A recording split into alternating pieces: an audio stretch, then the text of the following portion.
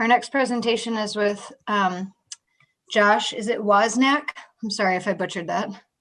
Yeah, that's close. Wozniak. Perfect. He's the Natural Resources Group Lead at Parametrix.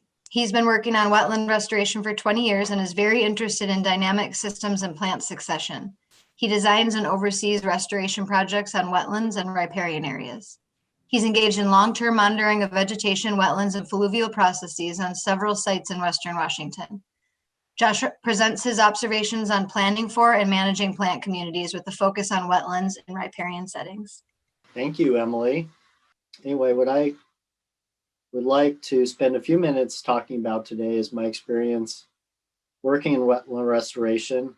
Coming at it from a consulting standpoint, I tend to do a lot of work related to permits and permit compliance and monitoring related to permits and performance standards related to those. And so I've certainly learned a lot by trial and error in some cases. And so that's the context for which I'm going to talk today. And opening with a lovely slide of some fairly disturbed but beautiful wetlands in the Skokomish Valley. One focus of my talk today is really about emergent species. So by emergent, I'm talking about grasses, sedges, rushes, forbs, anything that's basically not a tree or a shrub, and their role in some of these riparian wetlands, and also how their role in restoration has been shaped over time, and where I see some opportunities going forward to work with some of the strongest and hardest workers in our plant palette to achieve our shared restoration goals around riparian systems. So emergent species, highly adapted to disturbance, and our fluvial systems are ripe with disturbance. They have a history of natural disturbance, and then we've layered on some anthropogenic disturbance on top of that. However, because of their ability to seed in early, grow early, and be more mobile on the landscape, they provide a really unique role that I think is worth discussing and integrating into restoration plans.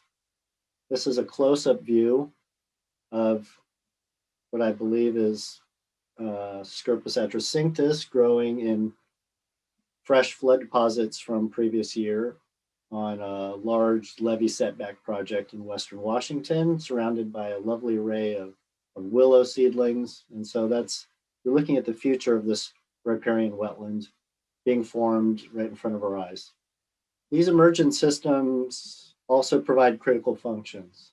A lot of this is not lost on people who've been out in the field and observed these things, but these emergent systems have a unique ability because of their structure and their surface area to really sequester a lot of sediment, to mitigate some water velocity. This particular view is in that same levee setback, and you can see a pretty big flood last year came through all the newly established willow plantings into a cattail bulrush sedge area, and at first view really blasted through it. We dug some holes, and there's about 12 inches of accumulated fresh fines, silts, and finer accumulated on top of that mat of emergent vegetation. Behind in the willows, there's a tremendous accumulation of sand. And so both because of the structure where how these emergents grow, as well as the geomorphic setting in which they grow, all these cattails and bulrushes were really focused on a depressional area that retained some extra water. This also became a great place to drop out tons of fines. And in a riparian setting, with a focus on salmon, sequestering fines in our emergent wetlands prevents them from embedding in stream gravels and all the other things we're concerned about, transporting pollutants. And so these species really provide a very strong and significant functional role in the landscape. In addition to those straightforward structural functional roles, they provide incredibly diverse habitat. And not only are they kind of gorgeous, and you walk into it, and I guess we all love whacking ourselves through a thick grove of willow and spirea, but when you finally pop out to the emergence, if you don't sink up to your waist, it can be a very inspiring view. And it also provides tremendous amount of habitat for a wide variety of species. Fish benefit. Here's a little stream that when it floods, there's a lot of off-channel refuge for them to get to. There's a tremendous amount of plant material providing food resources for a wide variety of invertebrates throughout the life cycle of the plant. And all that feeds very dramatically into the food web, both as direct food for the fish, as well as supporting the really important ecosystem processes that all these bugs are doing. The big bugs that we can see, the little bugs that we can't see, they're really doing most of the work on the landscape.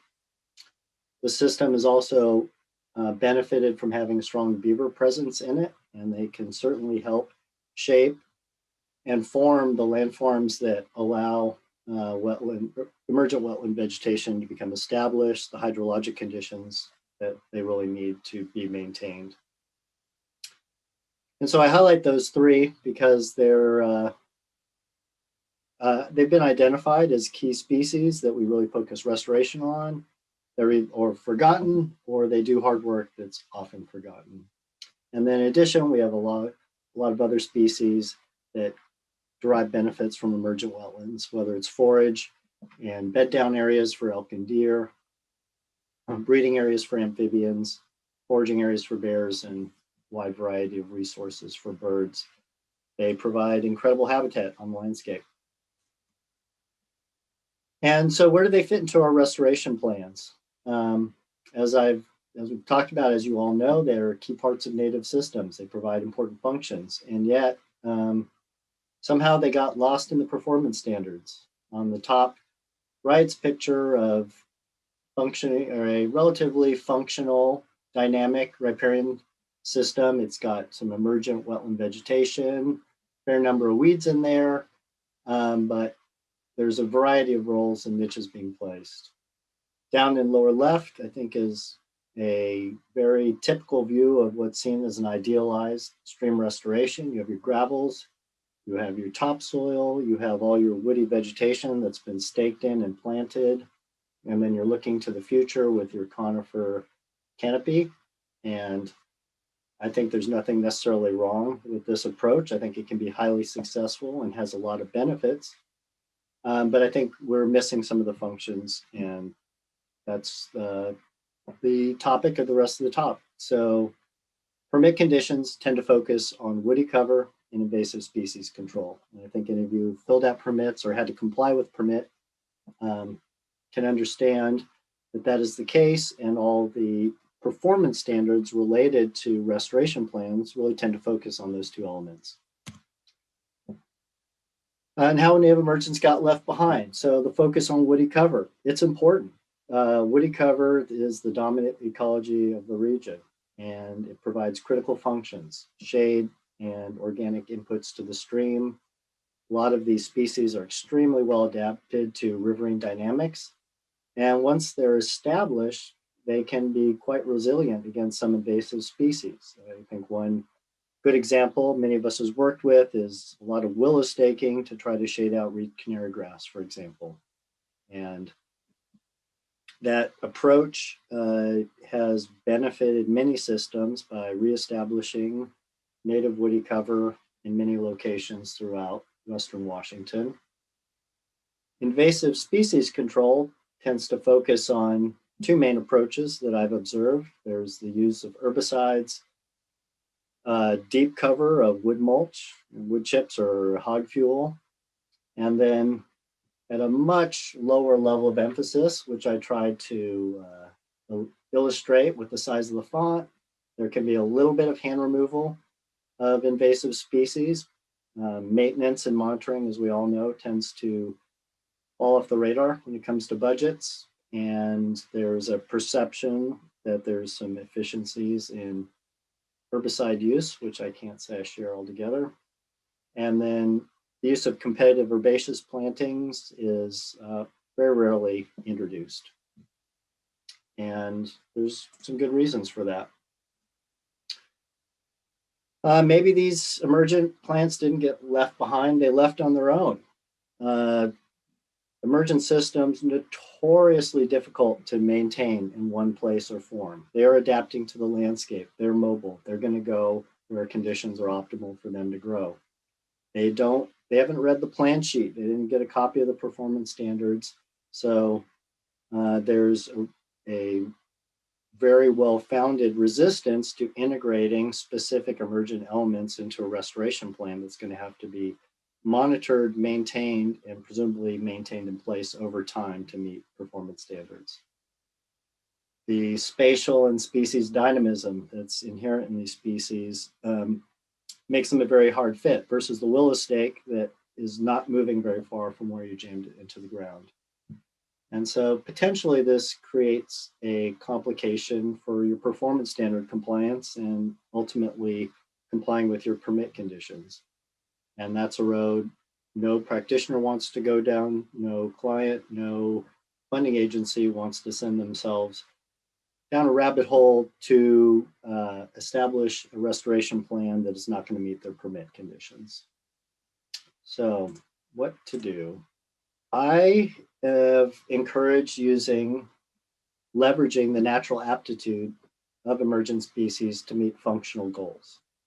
And rather than identifying a patch of emergent vegetation on the landscape, think about the functions they provide and how I can integrate them into the restoration plans.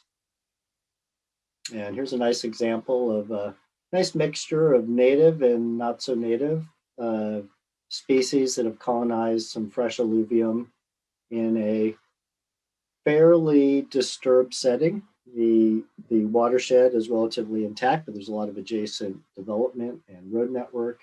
And many of our sites end up with a mixture of native and non-native species. And I think depending on the species, maybe that's okay. I take advantage of that natural aptitude of these plants to try to integrate native emergence into seed mix. And one of the most effective ways to do that is to integrate to erosion control plans, stormwater pollution prevention plans. Integration of a little extra native emergent seed is relatively inexpensive, and the driver of what performance standards the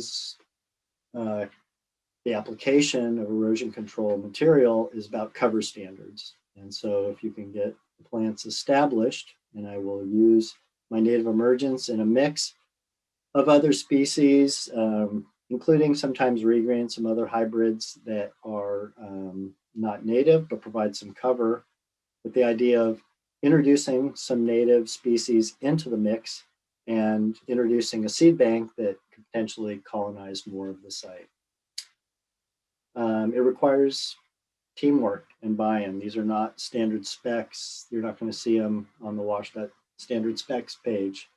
However, you can make it easy. I collaborate with my landscape architect who provides most of our seed mixes to the erosion control plans. And if I can make it easier for the whole team by providing a well-vetted species list, specs, and a supplier, that makes it very easy to turn that into part of the project.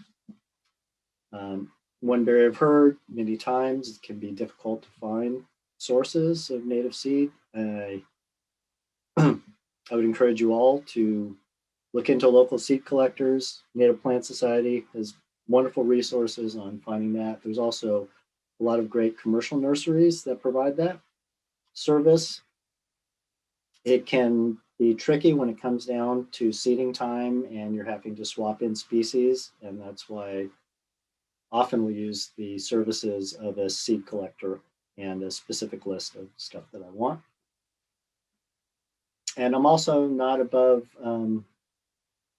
visiting the site and hand seeding after the fact if there's been a problem, with the hydro seeding, if there was a big flood. And I think anytime that you have the opportunity to provide that little extra bit of care for these species, you can basically tie into the natural processes that would have occurred historically and find your place in that.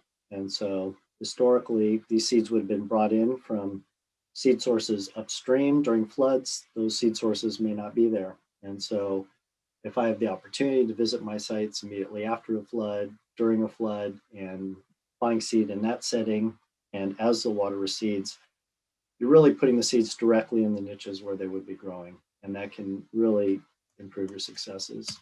The other place that I integrate native emergence into my permits is in local critical areas, Clean Water Act, and HPA permit compliance. One place that fits into the sort of standard existing paradigm about these permits is about controlling invasives. And you can provide reasonably good control of some invasives. It's critical to understand what invasives you have on your site and in the landscape that you're going to be fighting with. But a dense application of native emergence can really be pretty powerful in resisting invasion of non-natives. This picture example, I'm certainly no purist. There's plenty of reed canary grass on the landscape and spirea, but the overall mix is quite diverse and provides a lot of different niches, a lot of different life cycles for many species. In my permit applications, I really try to speak to functions and spatial dynamics. So we spoke earlier about the ability for emergent plants, because of their structure, to really do a great job at sequestering fines, and that their geomorphic setting makes it very amenable to providing that function. They also have the great quality of being right there to seed in over the top of that sequestration of sediment and really bind it up tightly. And this is a photograph. It's basically a slightly zoomed out shot of one of the intro shots that was showing all the emergence and willows establishing on fresh alluvium. And here we have a picture. This was a site that had a beautiful patch of woolly sedge, cattail, variety of other emergence, quite a few Juncus species. And we were monitoring it. We came back one year and it was buried under 18 inches of sand and silt. And next spring, we go back to look at vegetation, and this is what we observed was a fresh lawn of these emergence coming in right over the top. And that the ability of these plants to provide that function and to move around in the landscape, I think, are key parts of that communication with the permitting agencies. Can also speak to functional lift in mitigation. I think many of us are probably familiar with the Washington State rating system and other related functional assessment tools. And although I would say they certainly are, maybe not biased is the right word, but they emphasize the value of features that really manage a lot of stormwater.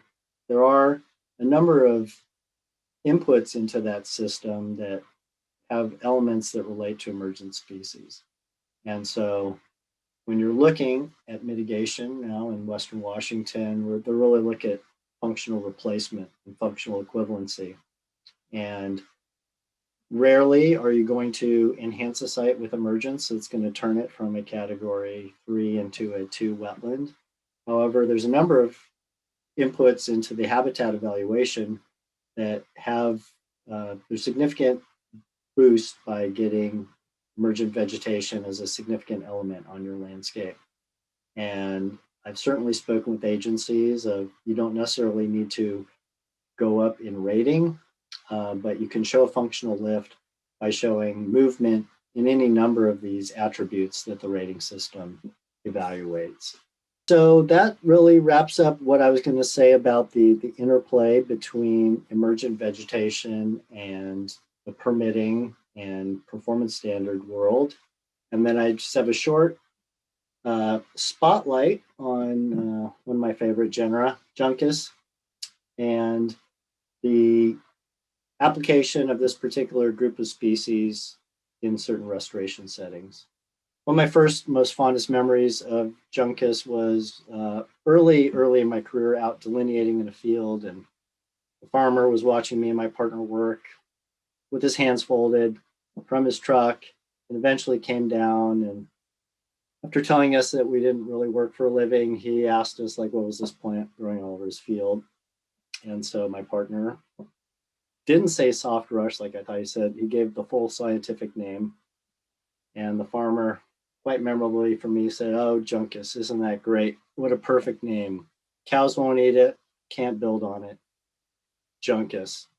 And it's a really great indicator of wet conditions. Here's a scene, this is in Fort Lewis, of really incredible emergent marsh. Not very species diverse, but a western toad factory. And so more about Juncus. Here's a case study. So this is the setting for this particular project site is we're looking at early emergence of 3 particular species that were in a seed mix and the effects of a big flood that occurred. And so on this axis, we have months, and this is basically post-planting, which was a late, basically we can assume this is a January and going forward. And the species is Juncus ensifolia, stagger leaf rush. We have rice grass, and we have American slough grass. And the dynamic that I had observed anecdotally in my wanderings around, and even this data was the side of the data book because this was not a parameter that we were supposed to be monitoring, but was interesting to me, was that Juncus in particular appears to be able to germinate under flooded conditions and perhaps colder temperatures than other species. And so it really comes up earlier than some of the other species that were present in the site. And I think that occurrence early in the season really provides a unique niche for this plant. It's providing primary productivity and conducting its functions earlier than the other plants are even getting started. And there's value in that. The other dynamism that we observed is that once the growing season got underway, it kind of got woven in with some of the more vigorous species and then ultimately kind of overwhelmed, kind of limped along at a low level through the fall and then faded with the rest of the species. The next year we're out there, again, pretty similar pattern to the growth, and then 30-year flood and pretty much wiped out the whole plot, or at least so we thought. We saw a few months later a little bit of rice grass coming back, and then sure enough, Juncus started seeding itself right on top and came up a little bit before fading over the year. And American slough grass didn't come back at all, interestingly. And the second case study is also about early emergence, and this is more typical of a lot of the projects that I work on, where they have a really weird flooding cycle.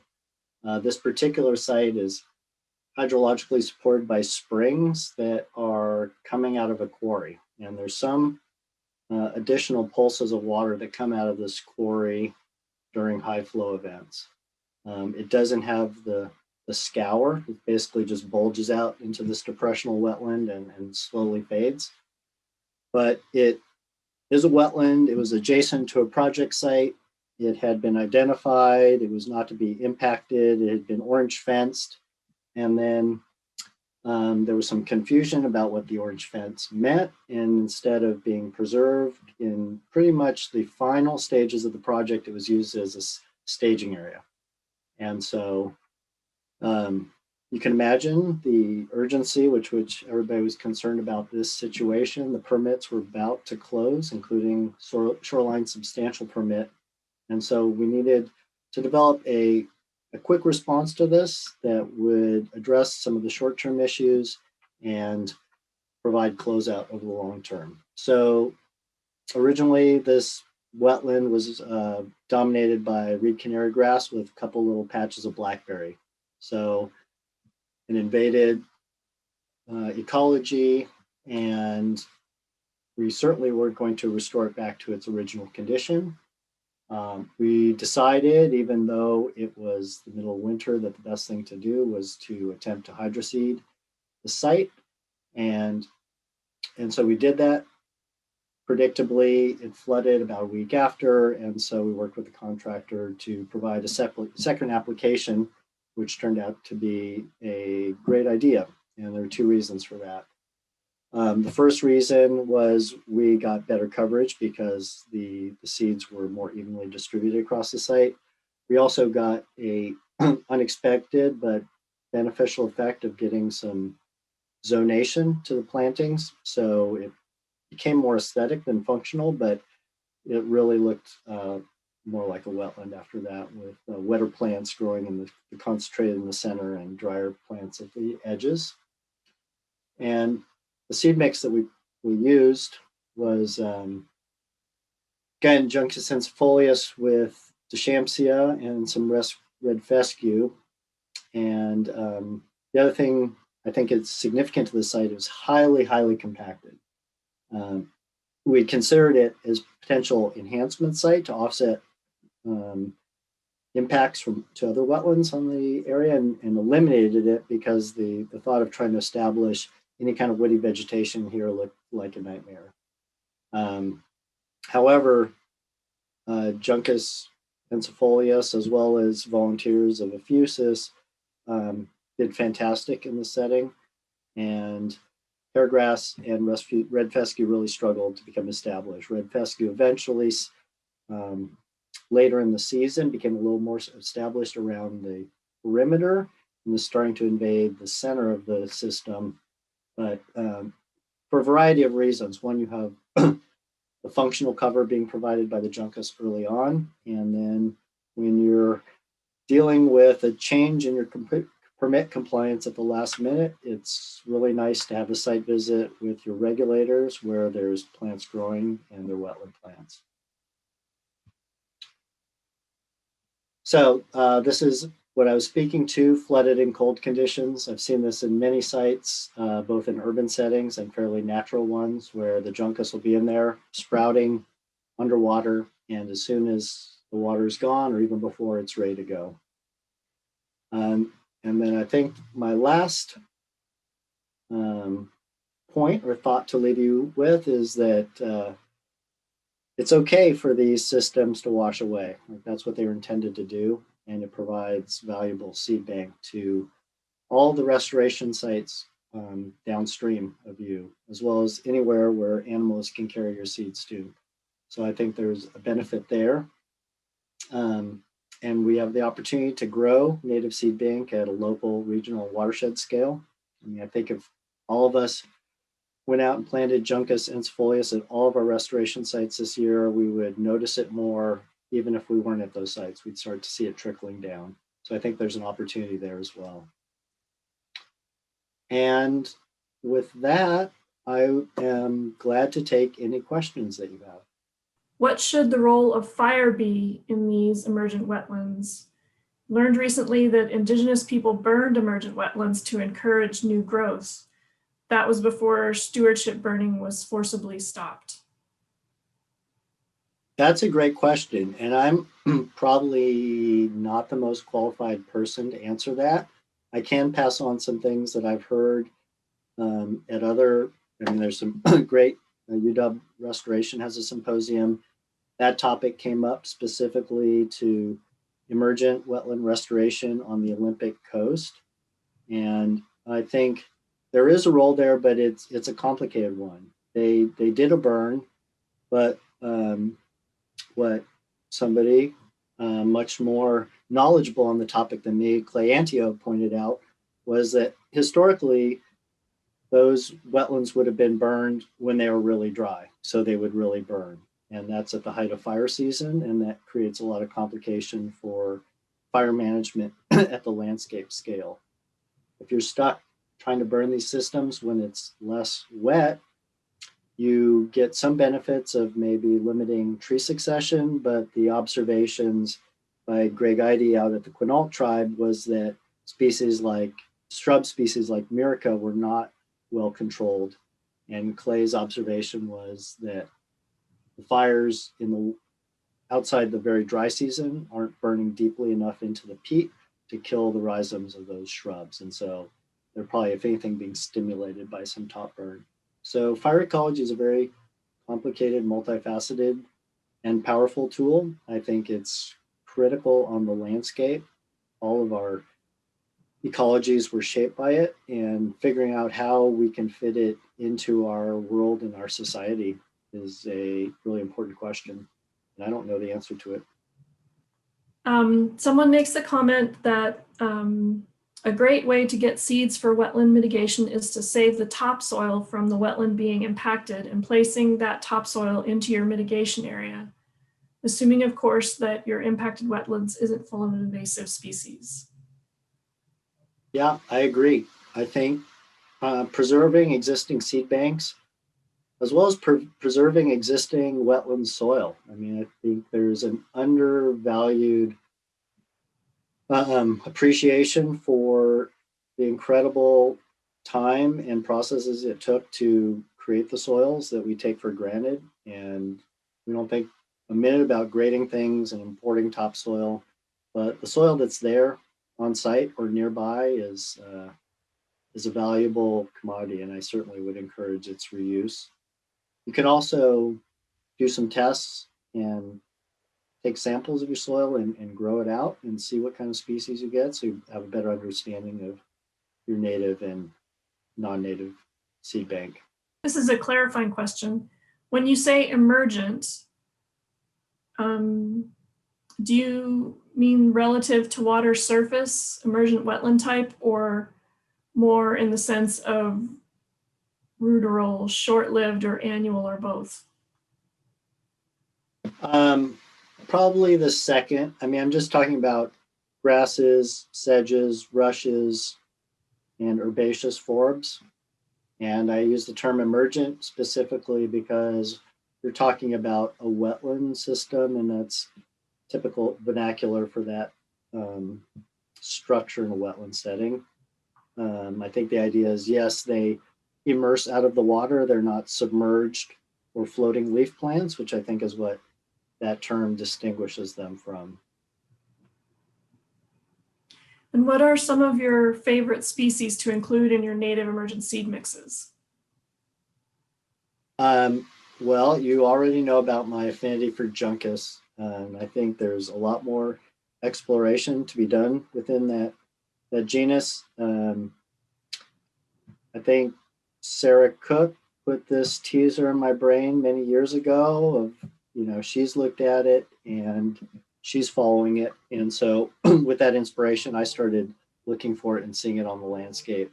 And because of its unique role in early emergence, I think it's very important.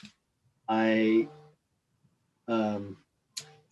really, depending on the setting. And so I think if you have relatively decent and deep soils, I think the rice grass can be great. In the right kind of sending, the Schampsia can be a wonderful species. I think my observation is it's better in lower velocity areas, abandoned oxbows. And I'm starting to get excited about American bluegrass. It's been a standard spec for one of our landscape architects, and I'm just starting to get familiar with that. The other species that I think, if you have really consistent long-term hydrology, it's a really tough plant is Scirpus atrocinctus, the woolly sedge. It's rhizomus. It's really pretty tough at resisting erosion and competition, and has a lot of structural complexity to it, which I think is pretty neat. And I'll try to put together a more thoughtful list and post that, but that's a great question. I like all the plants, so you're gonna have a hard time roping me into one, but those are the ones that I'm kind of enamored with right now. Thanks. There's another question. I've been told that reed canary grass will always outcompete native emergence, period. Has your experience been otherwise? I think in some settings, I wouldn't say it will outcompete. Like I I'll scroll back to some pictures of, if I can find it. You know, there's reed canary grass in this system and has been for a decade or more. And this system, however, has a really nice intact coniferous buffer. It has a lot of beavers in the system. If we were in Auburn and you had reed canary grass in all directions and an enormous seed bank coming in from upstream, that could very well be true. You may be fighting against something that's really strong. I think my point is you don't necessarily need to prevent reed canary grass from colonizing your site for there to be a value in introducing emergence, because one, there's a temporal element, like what you plant will be in there and growing, and will produce seed and will provide functions while the reed canary grass is working its way into your site. And reed canary grass is depends on the scale of your site too, as well. If you have the opportunity to do, get in there and do specific hand removal, that can be effective. That can be a lot of work. So I think it's a mixed bag. I also maybe a little less fearful of reed canary grass. I think it provides a lot of functions and can have a role in settings such as this. So under the hypothetical scenario where reed canary grass takes over all this, otherwise, the other paradigm with this would all be taken over with spirea, which is the other really prominent plant out there. And I'm not sure a monoculture of spirea is better than a complex of spirea and reed canary grass. But again, those are some of those complicated topics that we're really having to face. I embrace the functions that they provide in some settings, and I work hard to edit them out of more pristine settings wherever I can. That leads to the next question, which is, what is your preferred method of invasive species control? Wherever possible, hand removal. I think if you have crew that understands the species, you have the fewest known and unknown impacts on the landscape. I think there's some narrow information about the impacts of herbicides on other plants, on other organisms. I recognize that it's a really powerful tool and sometimes maybe the only tool to combat huge infestations of, say, knotweed. I've also seen native plant communities be devastated by the treatment of some of these species. Hand removal also puts you in direct contact with the soil you're working in. You understand the other plants around it and how they interact. But it can be very labor intensive. That's why I tend to look at a multifaceted approach where you're preparing your site well, you're using native emergence as competition against some of these species, and maybe in places where reed canary grass is dense, you select that as a place that needs to have taller species to shade it out and try to take some of the power and potency out of some of those populations.